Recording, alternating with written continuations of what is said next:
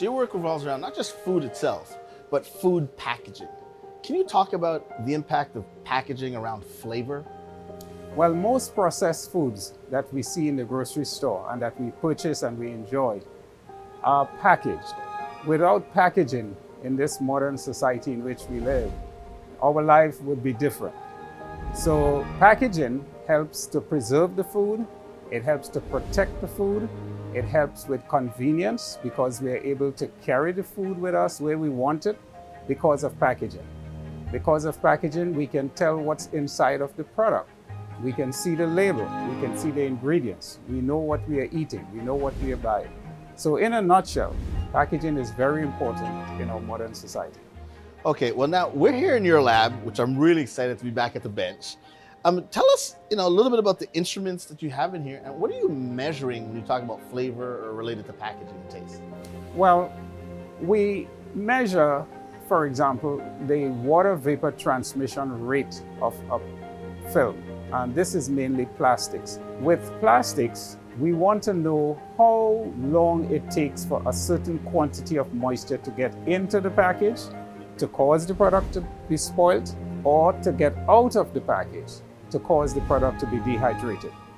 And that works with flavors, because when we have a product, the product has flavors, say for example, orange juice, the flavors will want to get out of the juice so that it could balance its concentration in the environment. And what happens, the package prevents that from happening. So that's interesting because we learned about that in high school chemistry, the idea of osmosis or diffusion going from high concentration to lower concentration. So in any canned food or packaged food, and you talked about orange juice, the flavor, if you will, would actually want to go through the package to be more dilute, to be more balanced. Is that correct? And the packaging makes that intensity stay there, makes that concentration stay there? That's correct. That's correct. Yes. Now, some plastics tend to like flavors. It may want to suck the flavors from the food, and we call that flavor scalping. So when we decide to package a particular food, we have to be judicious. We have to choose the right material that minimizes flavor scalping. How do consumers drive what's inside packaging? Well, one of the consumer trends that we see currently is that people are a little bit concerned about too much chemicals in the food. You look on the labels and you see a whole long list of all these chemicals. And in this modern society, because information is so readily available via the internet, the young people in particular, they want to know what they're eating. And they are concerned about too much of these additives in the foods. Is there a movement to create natural or more natural packaging so the packaging itself can be not just non-harmful, but actually maybe an additive or even a benefit from a nutritional value? As a matter of fact, yes. Currently, in my lab, I have several students who are doing research with what we call edible packaging. You said edible packages. Edible plastics. Okay, now you're talking my language here. And we have made plastics from cassava starch. That's called tapioca. We have made it from chitosan. Chitosan is an extract that we get from the exoskeleton of shellfish. We have also made it from mushrooms. And those are edible packaging. You can eat it. You can use it, say, for example, in a pie. You can put the edible film to separate the filling, which is wet, from the crust, which is dry, because you don't want the crust to get soggy. So that puts my product ahead of my competitor because my product will taste better, it will have a better texture. And there is another thing with packaging. There is a subtle psychology with packaging. We don't want consumers to focus on the package. We want them to focus on the food. But what draws people to the food is the package. How it looks, how it's shaped, colors, etc. Okay. The odor, Sure, for example. sure. And if we could manipulate the odor or how it looks and still get people to enjoy the food, which is what they want. People don't buy food because they want the package. They buy the package with the food because they want the food.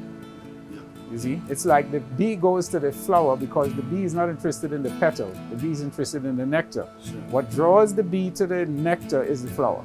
And that's the same thing with the package. Okay, great. So with the real great capacity around nanotechnology and really thinking about smart chemicals and smart packaging, could we get to the point where the actual food itself is no longer needed because the packaging can be so smart that it has the right nutrients, the right amino acids that you need, the right different concentrations of stuff. So now you're just eating packaging to give yourself the human sustenance you need?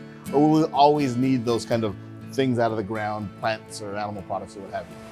Well, we'll always need natural foods, you know. But of course, the way technology is going now, we can put certain flavors and certain chemical compounds, certain drugs, certain medications in films.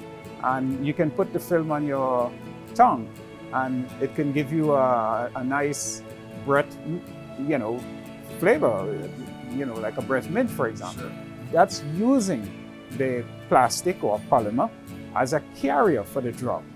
So these are all the different technologies that we are really working on right now.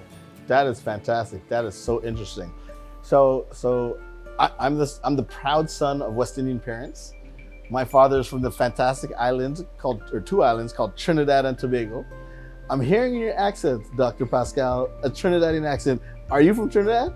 Yes, I was born in Trinidad. I grew up in Trinidad, and I migrated to the United States about probably 32 years ago. All right, that's fantastic. So as a food scientist expert and a packaging expert, you talked earlier about, you know, and we didn't name a company, but you talked about putting a thin film strip, for example, on your tongue, and it can give you like an effervescent kind of minty flavor to help freshen your breath. So I love that, and I've actually experienced that. As a West Indian, do you think we might be able to have a thin film curry chicken strip or maybe a jerk chicken strip? Because I'll be first in line to buy them all, buy the entire supply. But seriously, could food chemistry take us to a place where we might have, you know, here's a steak strip, here's a chicken strip, here's an ice cream strip, and you don't have the steak, but you just have this little thin film, almost like Star Trek, inside your mouth. You think we can get there? I think we could. I mean, for example, we have some products on the market like beef jerky, for example. We can have a curry turkey or curry chicken jerky. I tell you what, you come up with that, I will be your first and best customer. Promise you that. Dr. Pascal, thank you so much for being with us on QED with Dr. B. Well, thank you very much, Dr. B. I really enjoyed talking with you. Likewise. It's been a pleasure.